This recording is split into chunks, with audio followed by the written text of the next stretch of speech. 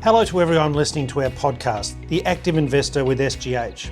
I'm Steve Hiscock, the chair of the company, and it's my pleasure to be your host for today's episode.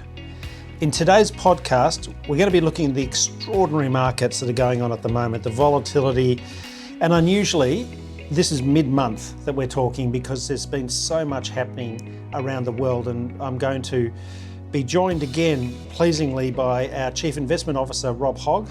Rob, welcome back again. Thanks very much, Steve. And yeah, look, good to catch up mid-month, given there's obviously been extreme volatility across pretty much every market now. Oh, absolutely. And we'll get into that. This podcast is being recorded on Tuesday, the 15th of April. Rob, look, let's talk about what's been happening. Maybe if we could start with sentiment. Sentiment, well, not just in the US, but around the world has been plummeting. Can you talk a little bit about that? Because it's not just personal, is it? It's not just consumer sentiment, it's also corporate sentiment as well. Yeah, no, that's right. And look, one of the reasons we look at sentiment is because we're talking really here about surveys of small companies, large corporates in manufacturing and services, but also surveys of consumers. And the reason we tend to look at them is because they can be forward-looking. They will tend to go up and down ahead of movements in the actual underlying macro data, but they're not always a fail-safe indicator. But having said that, let's just look at some of the extreme movements. We could, for example, look at, in the United States, some of the consumer sentiment surveys. So one of the two key surveys is produced by the University of Michigan, and their most recent reading for April showed that consumer sentiment fell for the fourth straight month, down 11%, in fact, for the month. And sentiment has now lost 30% since December 2024. And sorry, Rob, just to cut across you there, 11% fall in 1 month. I mean, that's really unusual, isn't it? That is very, very significant and very, very unusual, very, very rare. But one of the tricky things, certainly for policymakers and particularly for the US Central Bank, is that just as confidence is plunging, expectations about inflation have been rising. In this same survey for April, year ahead inflation expectations by consumers surged to 6.7% from 5%. And that's the highest reading since 1981. And talking about significant moves, that is the fourth month of unusually large moves of half a percentage point in expectations. One of the ways of thinking about that is in statistics, we talk about whether something is significant or not. And big moves like this do suggest that they are significant and that the US consumer is in the midst of quite a significant rethink and resetting of their inflation expectations. That happening as sentiment is plunging. So this is shaping up as a dilemma for the US Federal Reserve. And the worst of fears in a way, isn't it? Because people have been talking about the spectre of stagflation, slowing economy plus inflation. And that's really not good for equity markets. But this, what you're saying is the consumer sentiment and the other sentiment indicators are indicating that the economy is very likely to slow down. It's just how much by. And at the same time, prices going up. It's a really bad mix, isn't it? It is a very bad mix. So that's consumers. And as you were pointing out, these are very big moves and they've now gone on for several months. So the probability of spending moving in the same direction as sentiment seems to be rising, unfortunately. Let me just share what corporates are saying, because this is very telling, some of the language. So this is directly from the most recent ISM or corporate sentiment survey in the US for manufacturers. And that was lower. And what were firms saying? They were saying demand and production retreated and de-staffing continued as panelists' companies, so that's the companies participating in the survey, as panelists' companies responded to demand confusion. Price growth accelerated due to tariffs, causing new order placement backlogs, and so on and on it goes. So the story being painted by this survey of corporates is that there is just complete confusion, there's policy uncertainty, price growth accelerating ahead of tariffs really even being implemented. So again, that is this sort of potentially stagflationary environment. But it's not just the direction in which these sentiment indices are going, it's also the incredible volatility with which they're having to deal. As a corporate, uncertainty is one of your greatest enemies, isn't it? Because if you can't plan with any certainty, you're going to defer your CapEx plans. You're going to defer your hiring plans. And so really I thought we should call this podcast What The, with 3 dots after it, but we probably won't do that. But okay, so Rob, that's the current side of, in the terms of the sentiment. Perhaps can we move back a bit to get some context here? Talk us through the market dynamics that have gone on in the past few months, just so we can get some understanding of how much the landscape's changed. Let's go back to maybe October.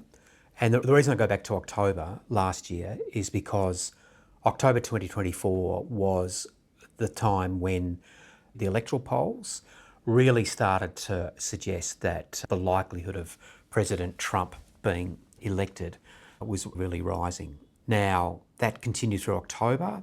The polling suggested with higher and higher likelihood that Trump would be elected. Then we go into November, obviously have the election, and Trump indeed was elected. But more than that, the Republicans achieved a narrow majority in both the upper and the lower house, the Senate and the House of Reps.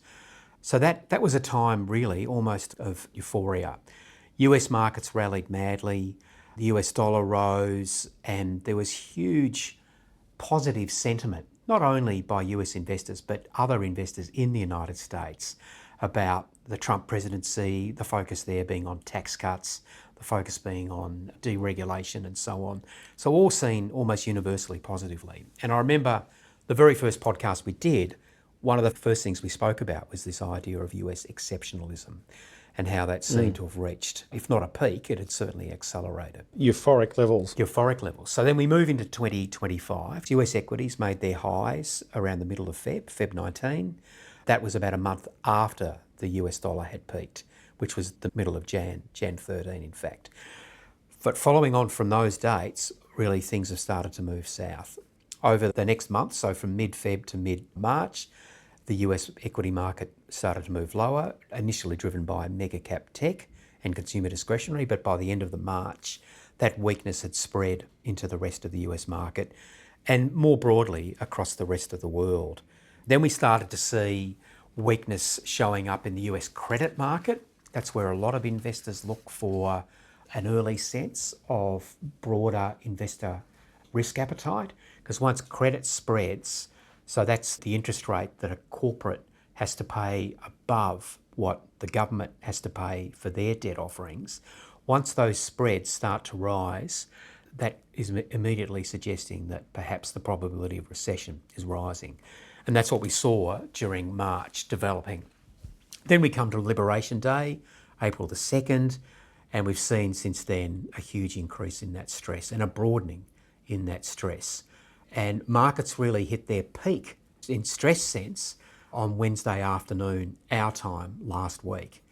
That was the time when the US Treasury bond futures really started to sell off incredibly sharply.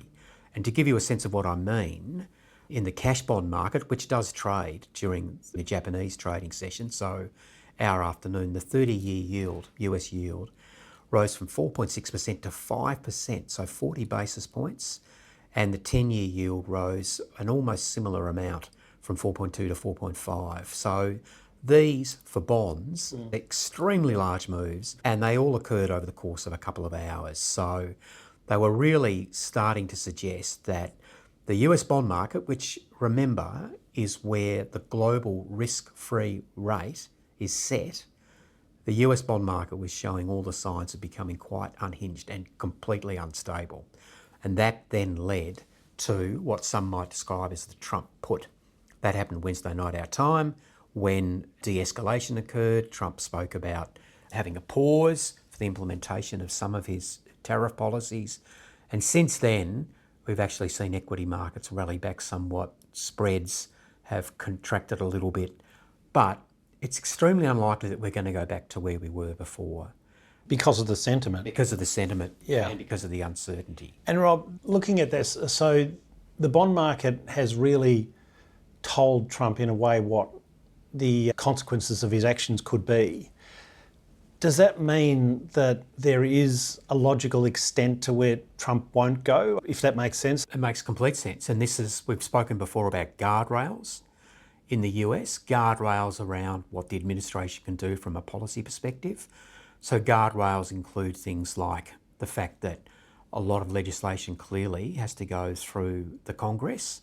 So the Republicans need to get the votes in the Congress to pass legislation. There's the role of the judiciary, of course. But the guardrails in this particular context are the market, and the bond market in particular. So I think what we've seen is the administration has run up against a key guardrail, being the bond market, and has to step back from that. So if we look at what's happened months to date, up until, well, overnight this morning, there's some very clear trends. And the clearest of the lot is what's happened with US bonds. So since the end of March, the US 30-year yield has risen by more than 20 basis points, and the 10-year yield by a bit more than 16 basis points. Now that's in complete contrast to what every other bond market has done. Almost every other bond market has rallied, so seen yields fall very significantly. So US 10-year up 16 basis points, German 10-year down 23, French 10-year down 17, Japanese 10-year down 15 basis points, and peripheral European markets have rallied by even more, with yields there falling up to 20 basis points. This is an incredible spread, if you think about it, between the US or the change in spread. Is it partly, Rob, I mean, this is like an almost existential question. You talked about the US being the global risk-free rate. Moody's comes out and downgrades the US credit rating. I'm not saying they will, but let's say that they do. Is that partly the reason? Do you think people are starting to think that the US may possibly be losing its premier status as a global risk-free rate? Yes, I think the risk spread seems to be moving against the US. We've spoken before and written about the fact that we might be at the beginning of a change in the nature of how the US dollar trades as a form of safety, if you like. And this could be because there's been such significant flows into US equity markets in the last several years. So the US current account deficit's been increasingly financed by global investors investing in equities, whereas it used to be the case that most of the financing came from investing by global investors in US government bonds. That is now changed. And when you get what is in some ways near crisis conditions, but emanating very clearly from the US, it's times like these that we've seen, and perhaps this is what is contributing, an increase in yields in the US. It's losing some of its risk-free status as you have. The dollar itself, the US dollar itself, is lower, down about 4% month to date. And at the same time, the Aussie dollar is up, not a lot, but up by about 1% or thereabouts against the US dollar. We've seen increases in measures of volatility, whether bond market volatility, equity market volatility, credit spreads and credit insurance spreads. All of these are higher, and the US dollar would normally be a key beneficiary of this and move higher. The US bond market would usually be a beneficiary of this, with yields falling, but we're now in this very perverse situation. But it does seem, if you look at all of these bits and pieces of evidence, it does seem very much focused on malaise in investors' minds laid at the feet of the US administration, and uncertainty about policy really lies at the foot of this. And what's happened, even if the administration were to recant what they've said or peel back enormously what they've said they will do, I don't think we can go back to where we were, because there will always be the risk again of volatility in policy change by the US. So in a sense, the damage has been done, and I think the best we can hope for is that some of that damage is repaired, and the best way and the most likely way for that repair to occur is for the extent, or maybe the breadth as well, of these tariffs to be walked back somewhat. Why don't we talk about the tariffs? There's been so many changes, Robert. I think most people can be excused for not knowing exactly where we are. As at the 15th of April, where are we with the status of the tariffs? We're now back to this 10% across the board tariff. The reciprocal tariffs are sort of waiting in abeyance, if you like, and they vary enormously from country to country. China, however, is a clear focus here. They have a tariff of significantly more than 100%. So all of this translates, analysts from Goldman have calculated, to a roughly 15 percentage point overall effective tariff. Now, that is, on the face of it, a very significant negative surprise compared to what we were all expecting ahead of Previously, Liberation it was Day. under 5, wasn't it? It was certainly significantly smaller than the 15 Yeah, basis points. And that's why we can't really go back to where we were before, because these tariffs are like sand in the wheels, if you like. So even though we've now got a pause to these reciprocal tariffs, uncertainty remains high. Last night, for example, President Trump demonstrated some flexibility on tariffs by exempting phones, laptops, semiconductors from the full China tariffs. But then he seemed to walk that back later in the day by saying that they won't escape a previously applied 20% tariff on Chinese imports into the United States. I guess one of the good things we can say is that the bond market has provided a guardrail, and should things deteriorate again, I think that's where the focus of investors will be. And he also announced the auto parts were exempt as well, is that right? Yeah, that's right. But he's sort of Not chopped all. and changed on that. The one thing we can say, and you've been saying it, the policy volatility just destroys corporate sentiment. And one thing they've got to do is provide some certainty. Even if the news isn't good, you've got to provide certainty for companies and consumers to be able to make their plans.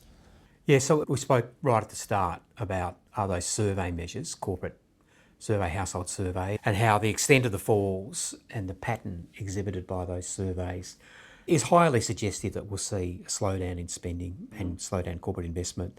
So we're looking at all of the real-time indicators as much as we can. So far, there's not a hell of a lot of evidence that the uncertainty has really translated into a significant downturn in actual business spending. But we're just going now into the quarterly reporting season in the US, and we expect that we'll get some clues there about how spending plans are going and expectations and so on. We can look at things like weekly initial unemployment claims to get a sense if there's any signs of layoffs and so forth. But we're really just waiting for what does seem quite likely, and that is signs that the US economy is really slowing on the back of this significant uncertainty. And that must surely have implications for, I mean, in your previous life, you were head of bonds and head of global equities for a long time for one of Australia's largest super funds. What would you be doing now in that sense? Looking at the US, do you see it now as a natural overweight, which for so many years, so many investors have done? Well, I think at some point in time we will go back to that position, because it may not be for a year, it may not be for the term of this entire administration, but the nature of the US economy and the underlying nature of how the US operates is generally more conducive to reinvestment, and policies are generally constructed with a leaning towards corporates. So we tended to see just a higher return on equity, if I can put it that way, in the US. And I think we'll go back to that again at some point. But where we are today, global investors have never been more overweight the US. And when we hear talk, as we did only a couple of months ago, about this exceptionalism and so on, that is really suggestive that really the US story is just a little bit overhyped. So I wouldn't be surprised at all to see a period, perhaps it's months, perhaps it's years, in which investors look to reweight out of US assets from which they seem to be significantly overweight presently. And perhaps we're only just starting to see the earliest sign of that, with how the US dollar is weakening, US equities are weakening, and US bond prices are weakening as well. So that has some significant implications for Australian dollar investors in terms of hedging, which we've spoken about before. And there are now very real questions about whether or not unhedged global equities for Australian dollar-based investors will get the sort of natural trade-off, if you like, where it has usually been the case, weaker global risk markets like equities equals a weaker Aussie dollar. But with what's happening so focused and centred in the US, that's made this all a little bit different this time round for US assets. So perhaps it suggests that there will be different dynamics for Aussie investors in, say, European markets or Asian markets. But in US markets at the moment, we do seem to be at the beginning of what could be a not insignificant reweighting out of what seems to be a painfully overweight positioning in US assets as of now. Right. I mean, institutional investors put their money somewhere. It's not necessarily bad for global markets as a complete whole. So they might look to emerging markets, they might look to Asia, they might look to Europe. Certainly Europe's outperformed a lot, hasn't it, since the start of the year? Yeah, it has. They significantly underperformed going into the end of the year because back then investors were thinking about tariffs and how the tariffs might affect Europe. But of course, it's all turned out completely the other way around. But importantly, we've seen a very significant change in potential fiscal spending from the German government, spending hundreds of billions of euro, or expected to spend hundreds of billions of euro on defence and on infrastructure.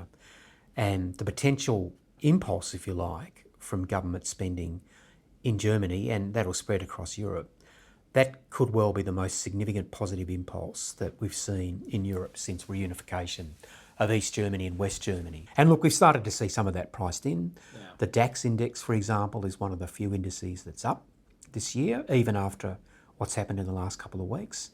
So it's not beyond the bounds of possibility that this year might be one of those years when Europe does better because of this very significant fiscal policy and spending change. I guess what you're saying is that might be a 1 year or 2 year thing, but the return on equity differential between the US and Europe, for example, still will persist. And so it's likely that the US will revert at some stage to being the long-term outperforming market, but it might not be for a while. Yeah, I think that is exactly how it might pan out. Sorry, just for listeners, could you just explain quickly QE and how it works its way through the economy, quantitative easing? Yeah, so quantitative easing, and look, how it works through the economy, there's still a lot of questioning about how exactly it does work its way through the economy. But broadly speaking, the thesis is that if the Fed is there buying treasury paper, so US government bonds, that would suggest that perhaps there's more demand than there may otherwise have been. And that's not quite as easy as that because they can crowd out other investors. But the idea is that the US central bank, being a purchaser, places some downward pressure on yields.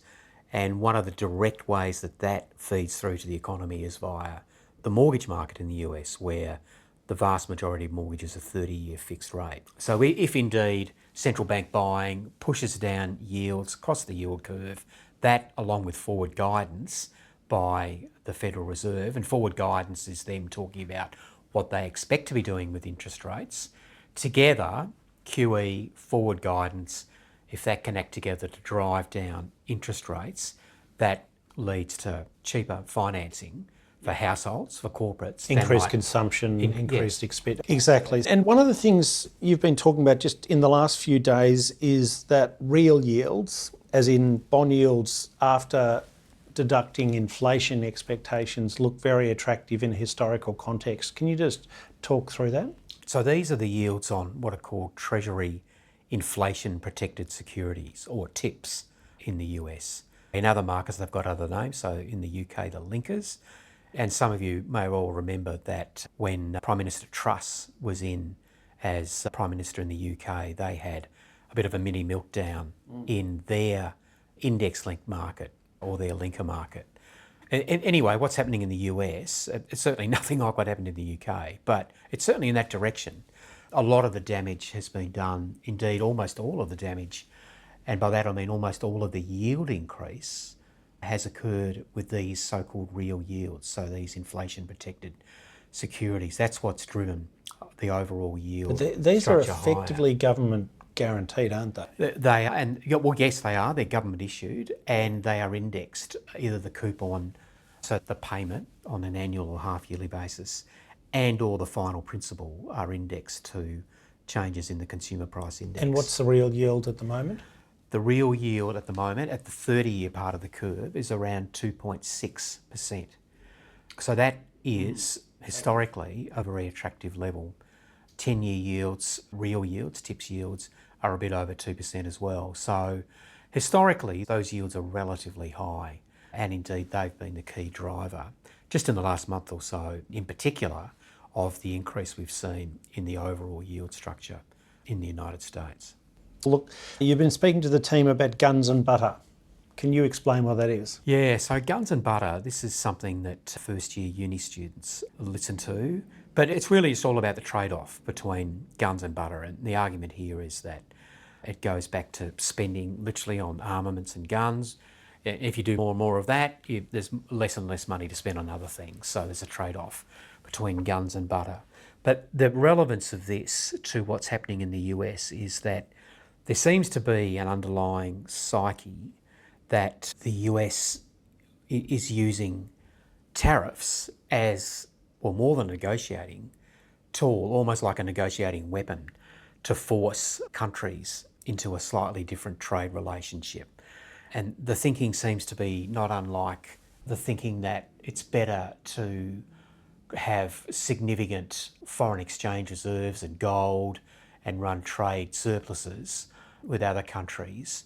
And this is an approach that's been used over the centuries by various other countries as well.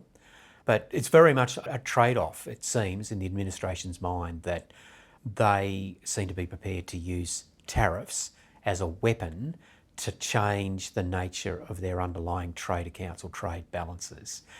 Now, this is extremely unlikely to work terribly effectively at all for a whole range of reasons, not the least of which is that for this policy to be effective, you need to move more manufacturing back to the United States.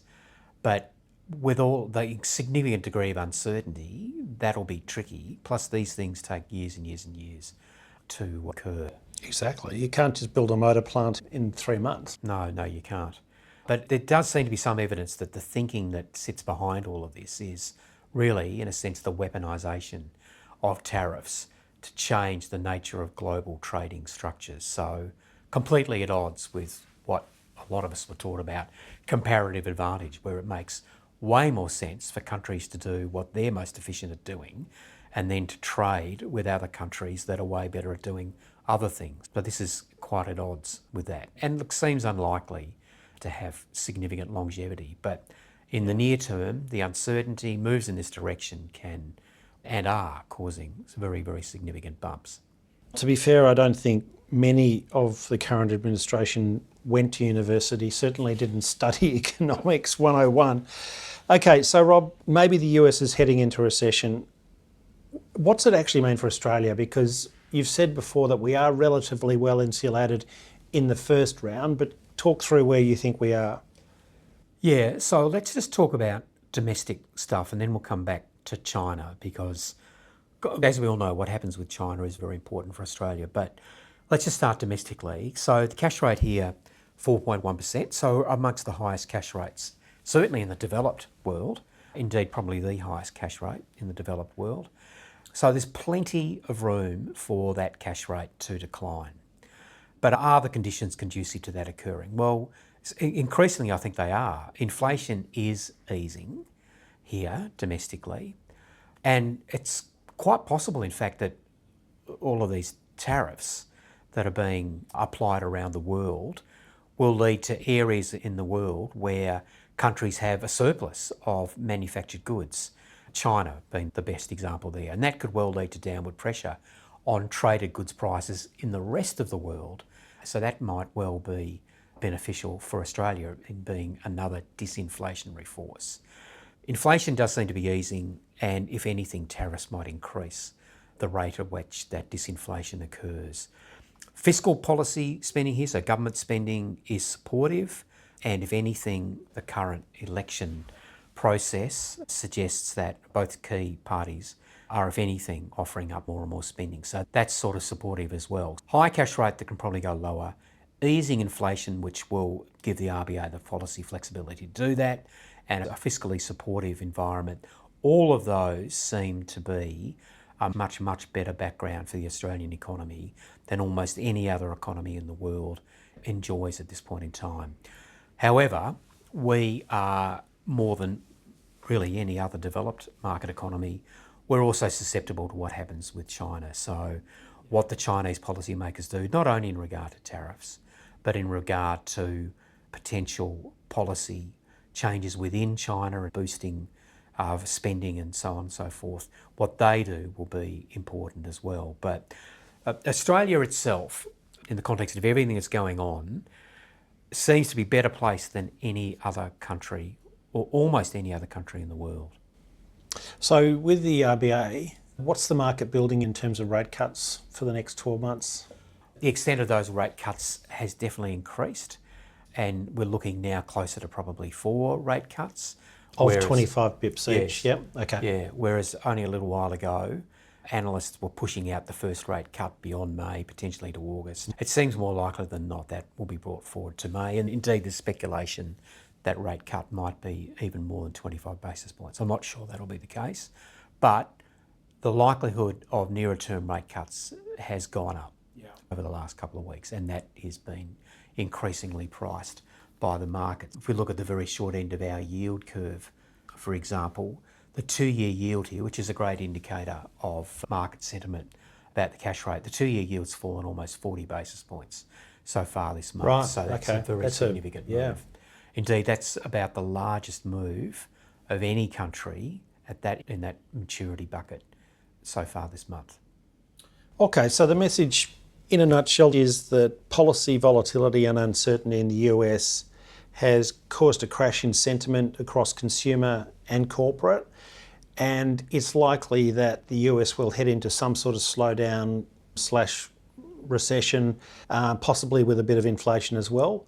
On that basis, it's unlikely that the US market in the short term will do that well compared to other areas.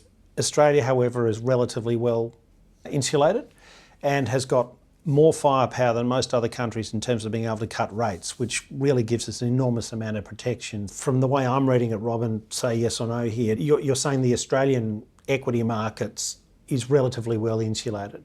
Yeah, it would seem to be. What happens here on a sector by sector basis will very likely follow what we see globally. But in talking about the market broadly, there, as you were just saying, there does seem to be more potential firepower, more potential support for the economy and company earnings here than almost any other country in the world. And you've seen that with some of the stocks. I mean, admittedly defensive stocks, but some stocks are up over this whole period. Yes, so that's right. They tend to be the more defensive end, to be fair.